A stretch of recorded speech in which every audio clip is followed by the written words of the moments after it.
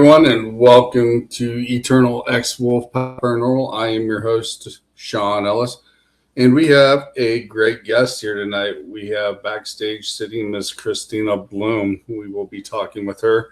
She is the host of the Paramystic podcast, where the paranormal and mystic meet, and she is also the co-host to From Beyond with Glenn Badis. I hope I pronounced that right. I know I botched it probably, but you can find her on those two shows for sure.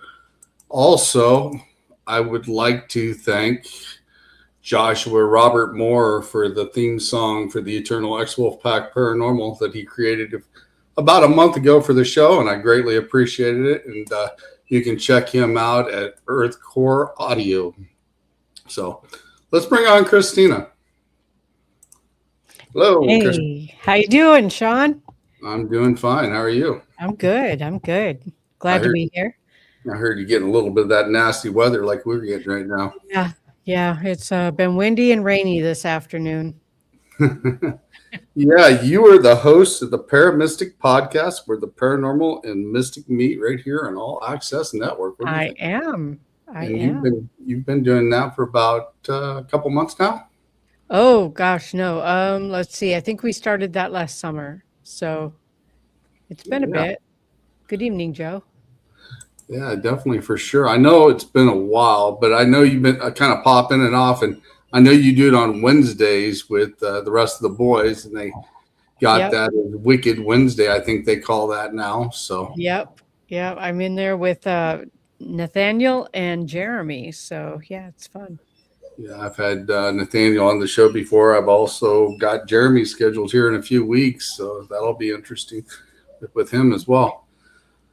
So you are a spiritual advisor or guidance advisor, an insight channeling, and a psychic medium. Yep. I do all those things. Yes. When did you come into your gifts? I have always had them. I've known about it. I had prophetic dreams starting as a small child. So it was, yeah, it just, I probably would not even know when it started, except that my family talked about it. That's the only reason I even know about it, because I was very young. I was just where I was talking well enough to be understood. So 3, Hmm, maybe. really? Do you think it's inherited from your side of the family? I think so. My dad was pretty intuitive, and also my maternal grandmother was very intuitive. So I think it probably on both sides, looking So, back. Yeah. so as you were growing up, did they give you any guidance and help you understand what's going on? No. No, because no one thought of it in terms like that. Like, my dad never admitted it, or even if he recognized it, I think he just thought it was normal. I don't think he realized what it was. And it just wasn't, it was kind of talked about on my mom's side, but it wasn't like in a way where there was guidance. It was just, oh, well, she's got it too. So it really wasn't, I don't know, it wasn't really, there was no one to teach me. I just figured it out on my own as I went along. Did it scare you along the way? Seeing, being able to, do you see things? I do. I do. Did- I see and I hear and I taste and I smell and yeah, Oh, you got a lot of and I clairvoyance. feel. Yeah, it's I've got all of it. Um, it didn't scare me because it just seemed so normal. It just seemed normal because nobody ever told me it wasn't normal. There just wasn't guidance with it. Hmm. So along the way, when you noticed these gifts, did you start experimenting a little bit to try to figure it out yourself to understand from that point of view? Not as a child, no. As I got older, I did. As I was an adult, um, there's a whole bunch of backstory as far as addiction and all of that, not wanting to know any of this stuff, not wanting to hear voices all the time, not wanting to see things all the time. So drinking came into it, which was easy in an alcoholic household. So Hmm. it was I had to come to terms with it in order to sober up. That's the bottom line. So I had to figure it out. Hey, Courtney and Christy. Well, yeah, we've got a few of them in the house. We got Joe Yeah, Aldridge in the house, Christy Rico's in here, and Courtney Lopez. Thank you guys for yeah, stopping by.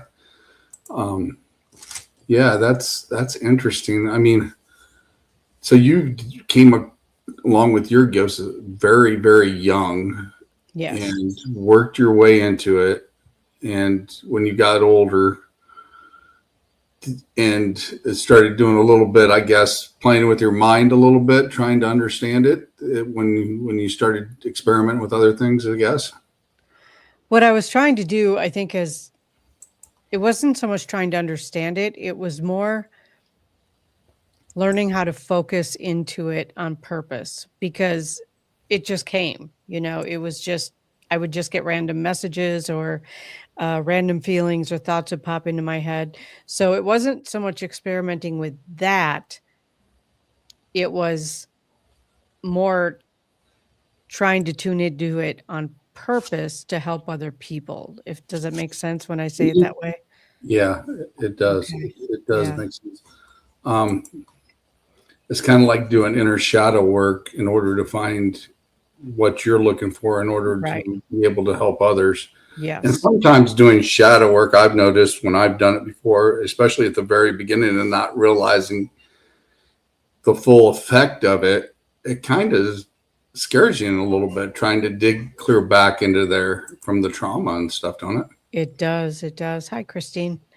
It really does. And I don't know who Haunted Syndicate is, but hey, They popped in. Yeah.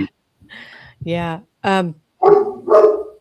Doing the shadow work is really what helped me hone my gifts, my abilities, because if we don't know ourselves very well, we can't really be all that clear. Because Mhm. we all have filters. Hey, Christopher, Hey, Christopher Brown. we all have filters, from I blame from the families that we grew up in, from um, the communities that we grew up in, whatever religion we might have grown up in. We all have those filters, Mhm. and until we do the shadow work, we're not aware of them, and we don't turn them off when messages are coming through, right? And Mhm. even being aware of our filters, sometimes when the messages come through, we still skew them some, not intending to. Oh, Blaine's Haunted Syndicate. Cool. Hey, Blaine. Ah, I didn't realize I that didn't realize that either. because normally it just pops on Blaine. Yeah. Blaine is part of All Access Network Television as well. But yeah, doing shadow work, I mean, digging into your past and digging up everything to realign yourself, straighten yourself out, Yep. coming to terms with things. I mean, some people just hit rock bottom before they even get to that point. Right. And digging themselves out, re straightening them back up, and then staying on track again can be very complicated. It can. It can. And I think all of us do that to some degree, you know? Yeah, I definitely will Yeah. agree with that. I mean, especially with some of the things that you're passing. Some of it you just got to let go, no matter how bad or how detrimental it was to you. Because if you don't, you get stuck in that rut, and Right. it just keeps coming back, and it will just continue to bother you if you don't get rid Right. of it. And a lot of it with the um, letting it go, because we can say let it go, but what does that actually mean, right? So, um, letting it go sometimes means accepting an apology you never get. Sometimes, Hey, Susan hey, Victoria. Susan. Um, Sometimes it Thank you. means facing ourselves. Sometimes it means facing the worst parts of ourselves and learning to forgive ourselves. Um, there's, yeah, you can't change the past, but you can come to terms with it. So that's really what doing the work is. Letting go is work. It's not just like, oh, well, I'm just not going to let that bother me anymore, because if it's been bothering you that much, there's more work involved than just, whatever, you know? Hmm. Most definitely. Yeah. And also being able to change their mental state in order for them to start projecting better thoughts, better images, better ways of thinking instead of so much negativity to get themselves out of it. And some people seem can't seem to pull themselves out of that rut, no matter how hard you do Right. it. I think it's letting go, and also means we don't have to let the same emotions affect us the same way they used to. That is, Exactly. that is true. Yeah, True. exactly. But it's, I mean, for years now, we've been hearing, like, just let it go. Well, how do you do that? There has to be some sort of a way to get to it. Definitely deeper problems when we have to cover it up and band-aid it. Oh, for sure. Oh yeah, Yeah. definitely. You don't have to forgive others; just forgive yourself. Um, I don't know. I guess sometimes forgiving another person, depending on what the circumstances is, too. I mean, does lift a big, heavy burden off, Right. and just letting them go because you don't need them in your life anymore, and you can change that whole aspect of it Mhm. instead of letting them play a part in there that keeps going back to the same place and putting you back in the same frame of mind, I should say. Right, exactly, exactly, and, I think that forgiving somebody is not saying that what they did was okay. Forgiving someone is actually just setting ourselves free and not letting them live rent free in our heads. Yeah. Very true. Because once they get in there, they can cause so much chaos that and Yeah. aggravation. And until you actually sit back and just take a deep breath, it's like, why am I letting this happen? You know, Right, I right. Why mean, am I giving my power to something that happened 10, 20, 30, 40 years ago, you know? or even to somebody right now in the present that's doing it to you. Mhm. I mean, I know a lot of people that are in bad relationships and stuff like that. And how do I say, energy vampires, we all know about that will sit Yes, there and drain your energy dry and manipulate you. But exactly. you can change that frame of mind for sure. Yep. Mind manipulation. So you have you been into your Akashic records? Yes, I do Akashic Records readings as well. How So, how what did you see in your Akashic records? I'm curious. oh, wow. Well, I've gone in there several times with different questions. So it really is about the question that you're asking when you go in, the information that you get, because it is the record of your entire soul, right? Hmm. So I don't think that there's anybody I've ever met who could go into the Akashic Records and absorb all of the information of every lifetime ever lived and the intentions behind it in one session. Oh It's yeah, just too much. So Courtney says, "I have a library card." I love it. yeah. I can agree with that. I mean, I've been Yeah, in mine several times as well. I mean, with yeah, the Reiki master and the things that I've seen from my past lives, I find very interesting. I do And too. that's kind of where I favor going the most is past life. So I guess I should direct the question more about that.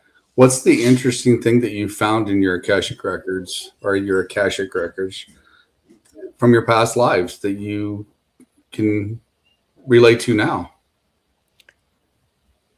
I think that the most interesting thing that I have found is that there is a theme throughout every existence, every physical existence of my soul, and that theme is service. It's service. Yeah. I it in different ways, in different, um, parts, in different lifetimes, and not all of my lifetimes have been on Earth, and not all of my lifetimes have been human. So, if I can look at it across the board, if there's an underlying theme, it's service, to be of service. And whether that is in the capacity that I am now, or if it is, I remember one past life where I was a cook in a castle serving food.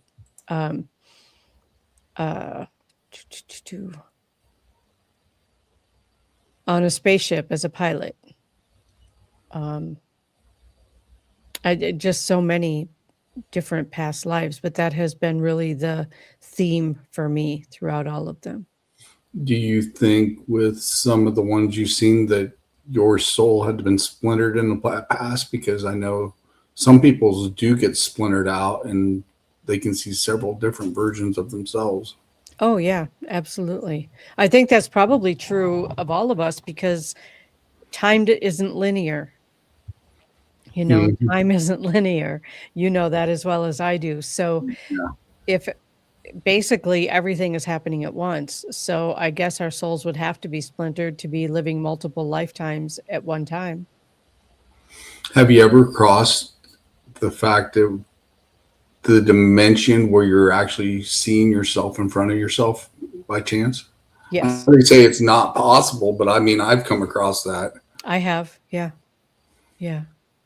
Being able to divide that dimension because it's so close in the timeline and being able to understand what's going on. Mhm. Yeah. Um, You, you mentioned also, because it's got me curious now, a pilot in the shuttle or spaceship or whatever. Andromeda? I think so. Yeah. Because me and my Reiki master, when we went back into mine, we both come across Andromeda and actually being on the planet and seeing some of the things there. And I find that very interesting that some of us that has gifts to be able to do things are also linked to some star seeds as well. Oh, absolutely. Absolutely. Um, there was I remember one of them, it was actually the first group past life regression I ever did, and, everyone in the group and I didn't know everybody in the group. There were about 30 of us, and I don't know what the planet was. I just know that we all escaped a planet as it was, exploding. The planet was exploding, and we were all in this ship moving away from the planet very quickly, obviously. But that's all I remember about that one is that we were leaving an exploding planet.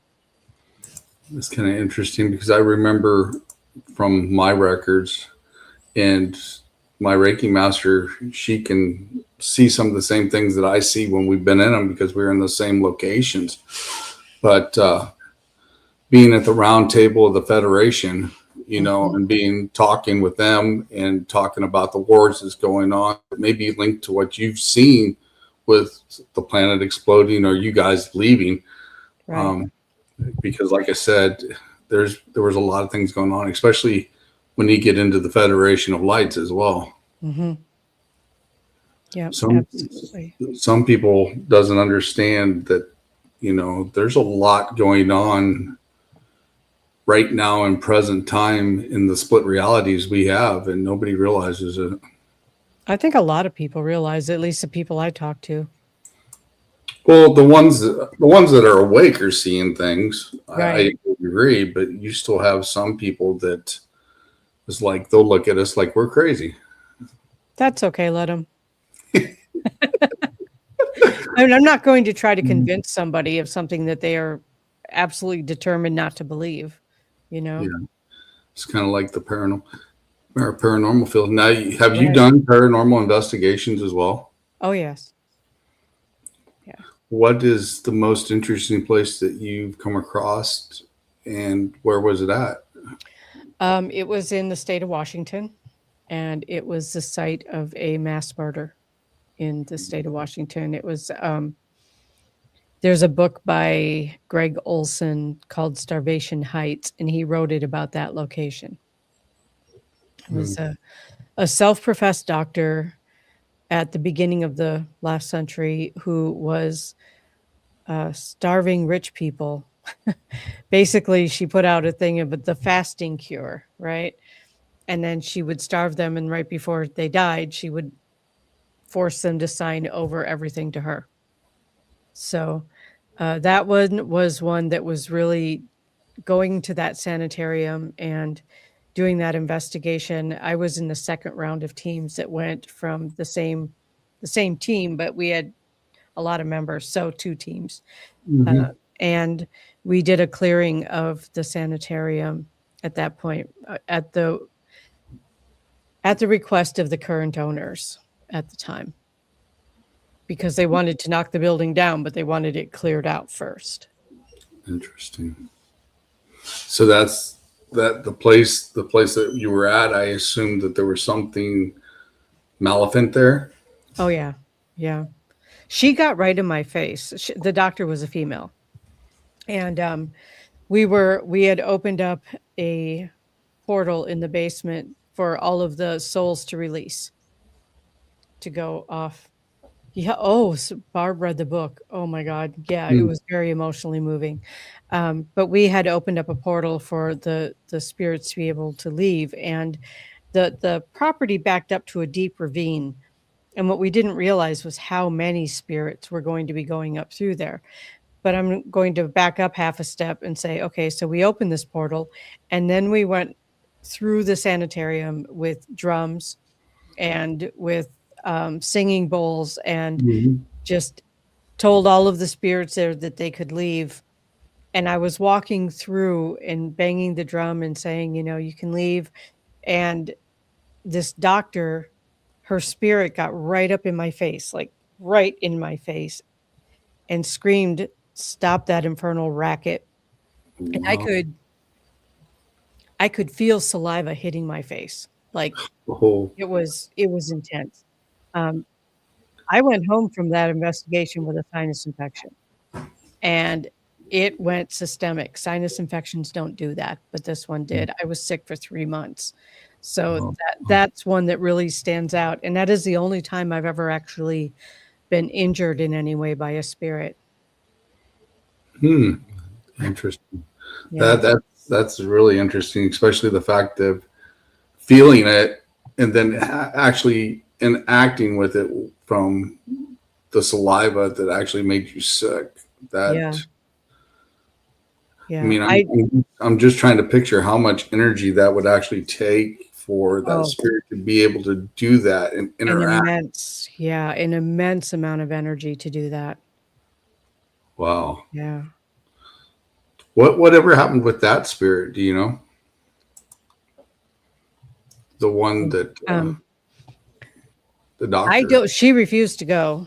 Um, this was when I was living out, obviously, in the state of Washington, and, it was like a year or 2 later, I was teaching a class, and part of the class was to do a field trip to a haunted location, and I don't know if it's still there or not, but there was a paranormal museum in Seattle.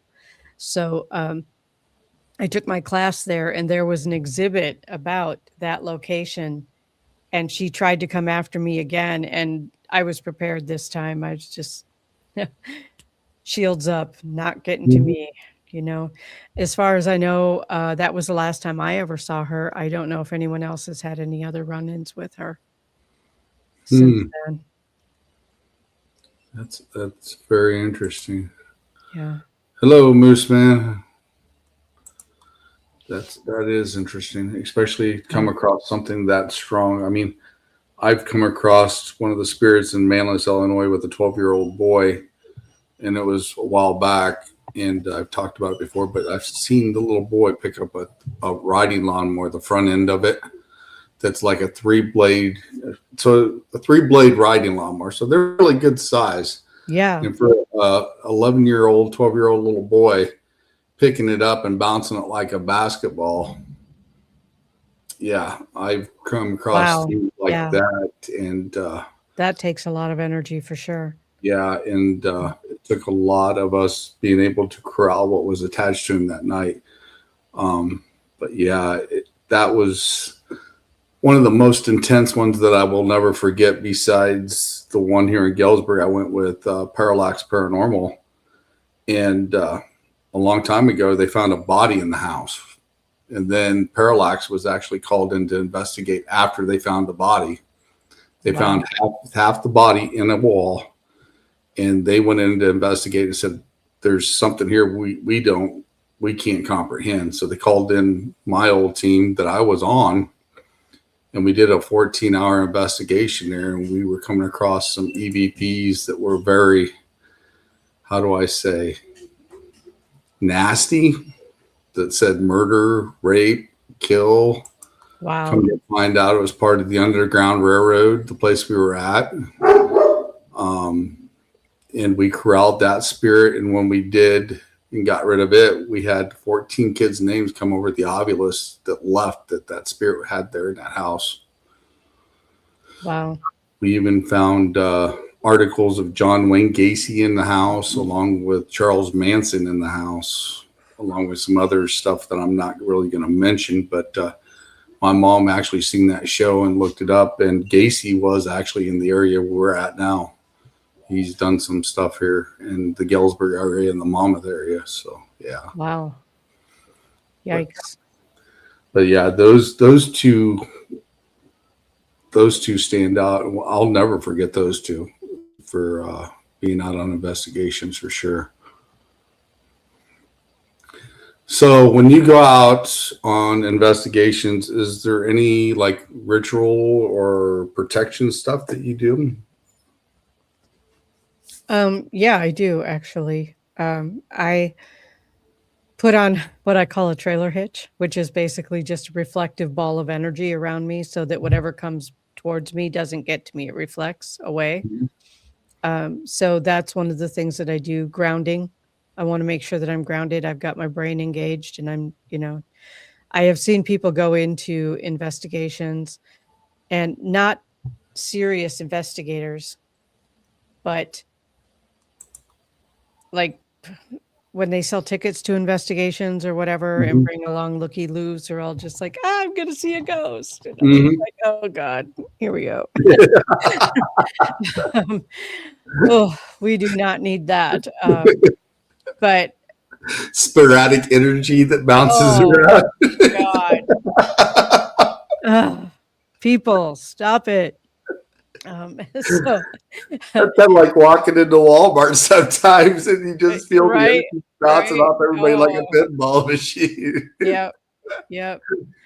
So I just put that reflective shielding around me, and and if I'm the one who's running the group, then I have everyone get in a circle before we even go in, if nothing else, just to set the intention of the group, to get everybody grounded, to get everybody paying attention. I don't know. I know there's everybody's like, oh, surround yourself with white light. And I'm like, what are moths drawn to? True. I don't necessarily want to draw negative energies to me because they see a white light. And some spirits are that we're told to go toward the light will come to the light. So yeah, they'll end up being right next to you. Yeah, exactly. And I don't want to keep the protective thing does not stop me from communicating. It just stops things from attaching because it's intention, right? So, and so I don't want to bring anything home with me. So I'm very clear about I'm leaving and you're staying here, and that you are not invited to come with me. I'm very, very clear about that. Yeah, I tell them they got to stay home, and I also use selenite and cut everything away right before I leave too, and say, hey, you're not allowed to follow me home. Yeah. I did learn that lesson once, that I had something follow me home. It wasn't an attachment to me, but it followed me home, and I end up losing my pickup truck. It locked up, all four wheels locked up on the way to my parents' house. Broke the transmission in it and the whole 9 yards. And oh my gosh! Next thing you know, 3 days later, I lost my job. So, and happened to be sitting here in the house, and how do I say this? And I mean, I've told the story before that I've got hardwood grain doors in some parts of my house, and when you look at those grain doors, the grain moves. and I'm Okay. sitting here watching it, and I was like, okay, maybe it's the weird light reflecting off it. Me being an investigator, you start eliminating things to try to Well, explain right, right. what it Always is. yeah, always debunk yourself first. Isn't that like the And main rule? yeah, so Yeah. I'm sitting here, close all the lights, do this, adjust everything, couldn't figure out, and it's still showing images in the hardwood grain door. And I'm like, okay. So then when I leave that room, I went into my bedroom, and I didn't even have a dog at the time. Walked into the bedroom, and all of a sudden I heard a growl in my ear. It's like something growling. I was like, and look over to my closet, which has got a hardwood door on it too, and it's standing right there. And I entrapped it, and we did some stuff to it and buried it across the street. And there's a spot next to a sign where I did it. I buried it that don't ever grow grass anymore Wow. because I got rid of it. But I had to call another spirit to come get rid of it I've because done that. I've done that. I have, when I'm helping with spirit rescues, I will call on whoever it is that can come and get them. Sometimes it's a relative, sometimes it's Jesus, sometimes it's an angel, whatever that spirit needs to help move on and do what they need to do. Um, I call for help because I'm not necessarily capable of sending people on to where they're supposed to be. First of all, I don't know where they're supposed to go most of the time, right. you know? One of the things I guess I'm blessed with is I'm got the link to Anubis. So when all else fails, he's the keeper of the underground and the Right. dead. So I call on him and say, "Hey, take these people back to where they need to go," and he comes. So I don't do wardrobes and walk-in closets, but yeah, I mean that's a good thing about that. And we all have guardians and guides that Right. we're linked to that actually teach us things, and he has taught me several things along with a few other of my guides as well. And people think, when you hear these images or hear these voices in your head, I should say, that they think they're just garble or babble, and it's your spirits and your guides actually talking to you. And some people don't realize that. Right. We cross them over where we go. Is up to them. Well, some of them I've actually gave them a new home because they were bad. They caused a lot of problems, and as far as I'm concerned, they got a new home out in the middle of a lake where I live um, because they were just causing so much chaos for the people that we were doing the investigation for. There was no choice, and they wasn't. How do I say? Being cooperative. Yeah. So Yeah. and Sometimes they are not. and me being shaman now, I've been taking classes for the last few years. I've learned different ways on how to deal with that a little better as well. So, and Yeah. that definitely helps out. My main spirit guide is a Lakota shaman, and he works with me a lot Yeah. with the underworld and the upper, middle, and lower worlds. I was actually standing looking at something one time, and several of them showed up in front of me and said, "It's time." And that's when I got a hold of the guy that teaches me shaman classes Mhm. and told him what was going on. He says, "All right, come." And yeah, so it was time. It was time. So um, it's definitely interesting, and especially learning about the Indian stuff and how to deal with the Indians, the skinwalkers, and things like that when we come across those spirits as well. Yes, come in meditation. She's talking about Sitting Bull, I think. Yeah. Yeah, I mean, Yeah. we all got our different guides and guardians for sure. That's definitely for sure. Do you do you do crystal work too, don't you? Some crystal work. No, I'm not a crystal aficionado. I just go by how they feel. So I don't know all of the crystals. I know the basics, amethyst, pink, um, Right. You Rose meant quartz. you Yeah. you did mention frequencies like singing bowls and tuning forks. Hmm. Do you do that? I do. I meditate with singing bowls. I'm not actively doing physical healing like with singing bowls or Reiki. Mhm. I am a Reiki master, but I'm not doing those right now. But I make drums, the Native American handheld drums. Mhm. And I have a few of those and a set of chakra singing bowls. Um, that's where that's where I do my meditation. I also have a flute, a native flute that I play for just for myself, and that sort of thing. When I need to really ground, that's when I go to the drums, though. The drums really help ground me. See, when I'm at that point of needing something, I always go to particular frequencies. I'll pick them out and I'll play them all night long when I'm sleeping. Yeah, I do that too. And that Yeah. actually helps tremendously of Mhm. realigning your chakras and getting you back on track again and giving you a good night's sleep because it's not so aggravating, especially when it sounds like a nature walk and Mhm. then you get lost within the nature itself and then you get into your dreamscape mode and your REM sleep and then start digging into other stuff. It gets really interesting as well. It does. I agree. Um, when clients come up to you and explain what's going on and you give them advice, what's their normal reaction? Do they believe and start listening and trying to change? If they approach me, yes. Yes.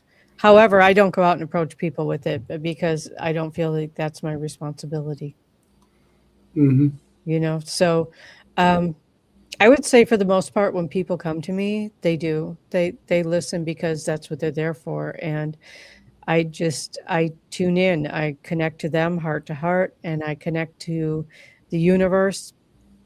I am in the practice of asking if you came to me for a reading, I would ask your spirit guides what they want you to know because they know you better than anyone else. Mm-hmm. So that's the way that I do that. So typically, yeah, I don't have a problem with people not listening because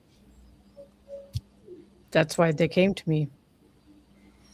I mean, I've come across a few that, in general, that you see their life in such chaos, and I'm not the type of person I can just stand there and watch it. I have Mhm. to attempt or try to explain some things to them because if not, it just seems like that turmoil for them just seems to get worse. Now, are we talking friends, people you know? Are we talking about I'm total talking about strangers? Yeah, I'm talking about certain people like that I work with on occasion. That Okay. yeah, I mean I do know them, but it's just sitting there watching them go through that chaos. I just can't sit there and let them do that often. I try to explain things the best I can, and some of them understand it and start to try to do things different, but they keep retrogressing because they haven't done the shadow work like we talked Right. about at the Right. beginning. So my spirit's guide know I'm stubborn. Yeah, Yeah, mine do. Mine do. for sure. I can't be around people that has too many emotions at once. Um, that don't seem to bother me. Does that bother you when you're walking into a room and you feel all that energy that it's overwhelming sometimes? How does that affect you? If I'm wide open, yes. If I know that I'm walking into a situation that could be emotionally difficult, I tend to pull my energy in so that I'm not feeling everything in the room, you know? Learning to manage our energy, I think, is part of doing shadow work because I think a lot of people don't realize you can manage your own energy. You can decide how far out your energy field goes and Hmm. how much you're absorbing from other people. You can pull that in.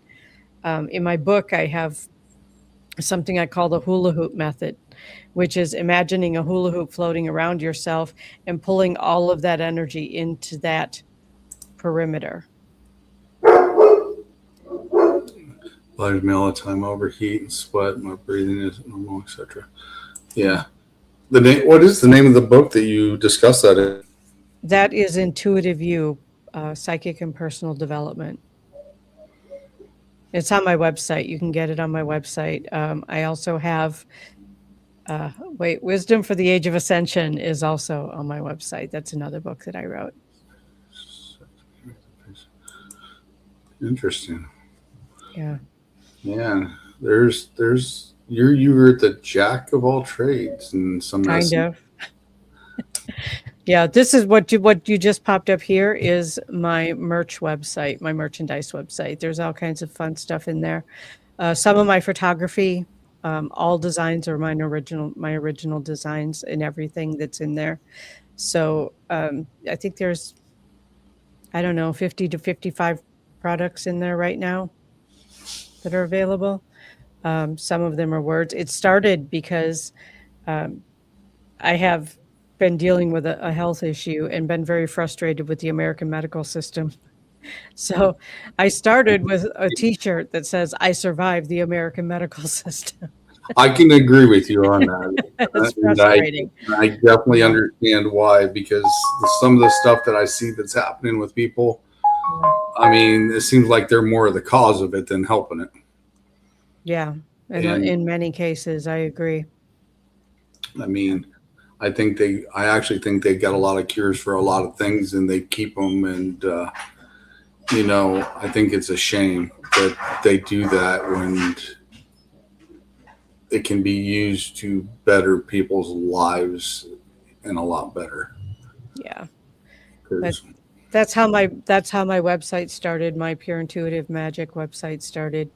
Um, it's now there's a whole bunch of other stuff in there because I've gotten into back into art and creativity, and I've got all kinds of fun stuff in there. And I'm just going to throw in a plug if you don't mind. Everything is the entire website. Everything is 15% off until the summer solstice. It's a spring sale, so. cool. You mentioned art. So, what kind of art do you do? Mostly photography. I've started getting into also oil pastels and drawing with oil pastels. Um, I have, I don't have any of those for sale in there. I'm just starting that. I had, but mostly photography and also playing with AI kind of with some stuff to come up with some images.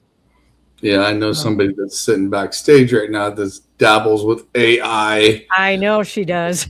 and She's way better at it than I am. I'm just going to say that. She is way better at it. I like AI, but it comes to a point that sometimes it doesn't look the way it should, Yeah. Yeah. and I guess that's what gets my goat because it starts off being, oh, this is kind of cool, and then all of a sudden, when it does what it does, it's like now it's kind of cheesy, and I'm a little disappointed. And I'm like, come on, technology is better than that now. But Right. considering what we got our hands on and what we use, I guess it's beneficial. I guess at times, I guess. I Yeah. mean, Yeah. I don't particularly use it, but I know I get pictures that pop up every once in a while, and with some AI stuff. I use them more for cartoony kind of images. Yeah, But I can yeah. understand that. I used to Yeah. do a lot of computer animation back in the day, and where you would actually scan the pictures and then put them into cells where they would animate. Right. And Right. that was cool. And then you go in and cut Yeah. and edit and redraft and draw and color all in there. And Yeah. I used to do that, and I used to love doing that, but I don't have all those fun scanners and the printers like back in the day. I just got me a good laptop to be able to do podcast on now. There you go. I have a very basic printer, so it probably wouldn't do any of that. But I'd love to have like a laser printer or a 3D printer. oh, that'd be fun. I Yeah, have friends who have 3D printers. So yeah. every once in a while I'll be like, "Hey, can you make this?" But the one I want, if I could actually have, would be life size, where it stands as tall as us, and I'd have to go in and I'd want the War Machine from the Avengers Oh, outfit, really? 3D printed, or Iron Man's outfit, which I think is cool as hell. But just with the technology and being able to have that, that would be cool. So, but yeah, I would be printing dragons of Bigfoot. yeah, I've seen people do Bigfoots out of crystals with Yeah, 3D printers. They do pretty good. yeah. But yeah, what'd you say? 1990s program? Programmed. Yeah, Yeah, I'm that era too. I mean, I know some of the ins and outs with some of the stuff going on now, but if yeah. it gets super technical, I just like Gwen to handle it once in a while. She'll dig into it, but other than that, when she gets busy, then I'll sit here and I'll play with it until I figure it out. But Anything that's on my pureintuitivemagic.printify.me site that doesn't look like a cartoon is my own photography. So I've got like photos available of what do you call them? Canvases, um, journals, bath accessories, blankets, all kinds of fun stuff. will you be getting into aura photography? I might at some point. That gets pretty interesting. The guy that Yeah. teaches me shaman classes does aura photography, and it's kind of interesting. Yeah. I have a friend who does it. I always find it to be interesting. When you're Thank you, Christy. oh, um, when you take pictures, I mean, do you find any weird things in them? Sometimes, What's sometimes I do. what's the most bizarre thing you found in one of your pictures so far? It was actually pretty recent, and I haven't published this picture. It's I was just standing outside in the Upper Peninsula of Michigan, no external lights on. I was standing outside my friend's house, and we had actually turned off the internal lights as well. So all we had was the skylights, right? The Mhm. stars and the moon. And I was just snapping pictures to see what would show up. And of in one of the frames only, there was this like this two white anomalies that kind of look like they went together, like Mhm. two pieces of something that, Right. but it felt like it was very close to me when I looked at the picture. I was like, that's like right in front of my face. Like it didn't, the camera focused on a tree, but this thing was fuzzy. So yeah, it was really interesting. And I did not have a flash on. I was shooting without a flash. Hmm. So I know sometimes they say if you use the older cameras, it can create different fluctuations with the old film that's in them. yeah, If it's too much exposure or too much light exposure, or vice versa, can cause some weird effects once in a while too. But some of you can find this pretty interesting. So I also know we have both one place in common that we both at and then both investigated at, and that's at Broadhead Manor. absolutely love Broadhead Manor. Uh, the strangest thing you've seen at Broadhead? The strangest thing I've seen,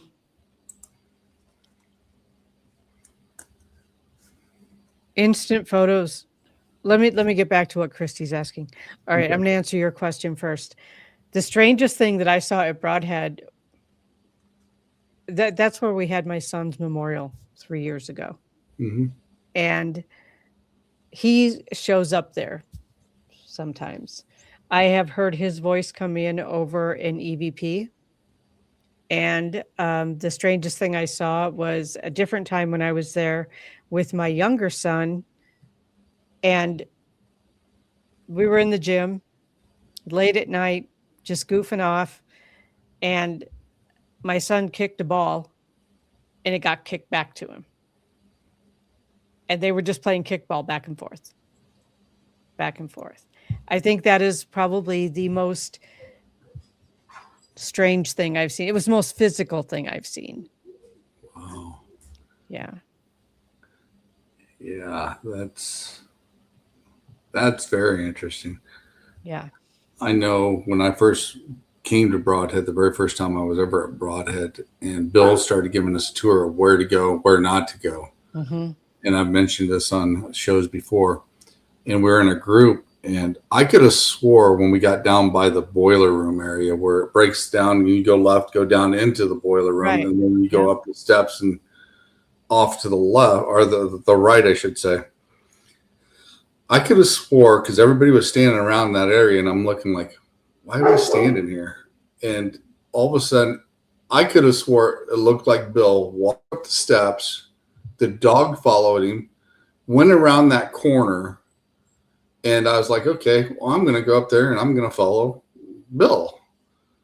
I get up there, the dog's sitting there in the hall part of that little section of the hall. All the doors are padlocked and nobody's there. Just the dog and you. Just the dog and me. Yeah. And Bill says, "You've seen the janitor."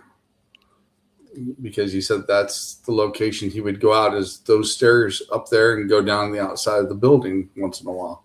And I'm like, oh, okay. All that right. That room next to the boiler room is where I heard my son's voice on an EVP. In the closet area or just the open room itself? The open room itself. That would be very interesting. That's cool. Yeah. Christy had a question. What's your opinion on instant photos? Are you talking like Polaroid photos, or are you talking digital? Because those are two different things. Yeah, let's see if she answers here real quick. Yeah. But I pick up a lot on digital. In fact, the anomaly that I got in the UP was on a digital camera, a Nikon 35 millimeter. Thomas Patrick Gormley is in the house. She Hey, goes Thomas. She goes Polaroid. Polaroid.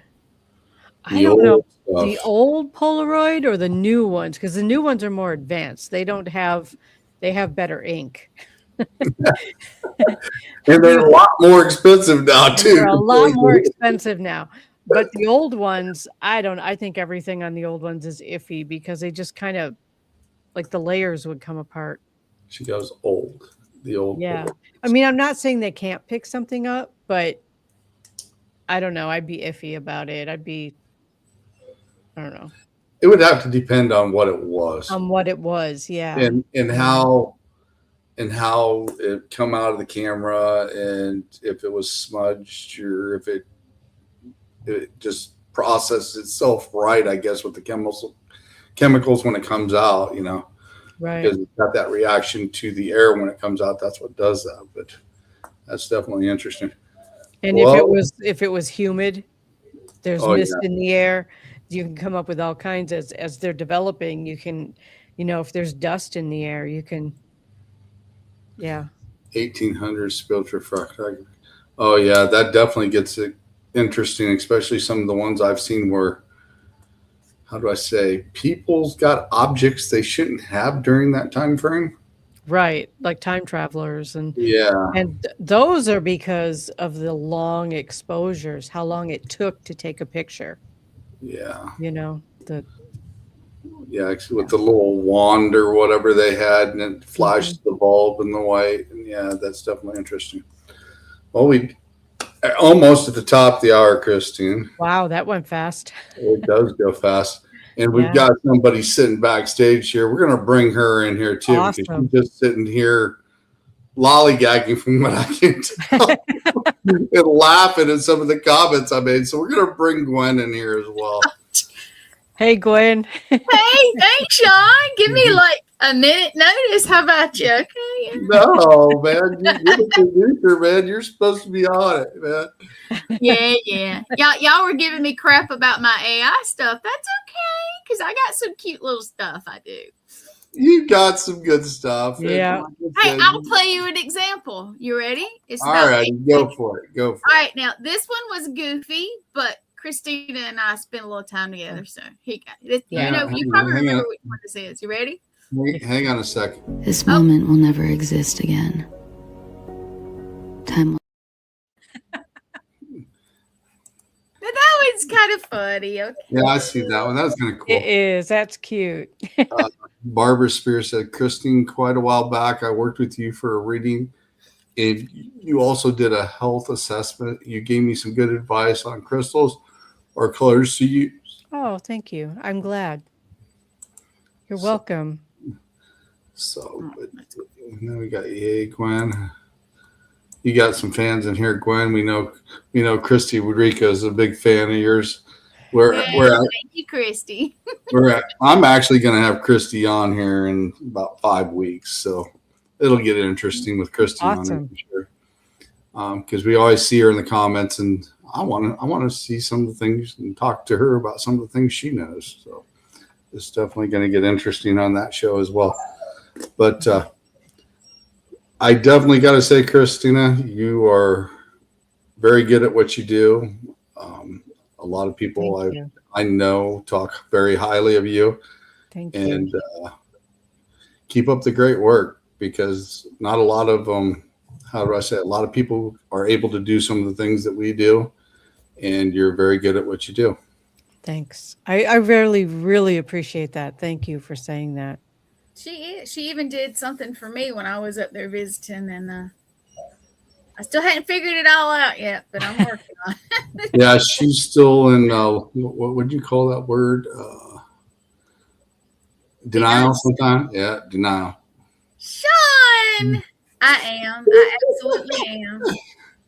But I always got to give you crap, Quinn, because we're always behind the scenes, and we're always cutting up, and we're always joking and carrying on. And a lot of people don't know that once in a while we'll be backstage running a show or something once in a while. Me and Gwen will be actually chit chatting a little bit on the messenger and talking about things. So, but, yeah. You guys are all too kind. I'm looking at these comments, and you all are so kind. Thank you so much. But it's all true, ma'am. And I can't wait. We were talking about it earlier. I can't wait to get to see Kristina again.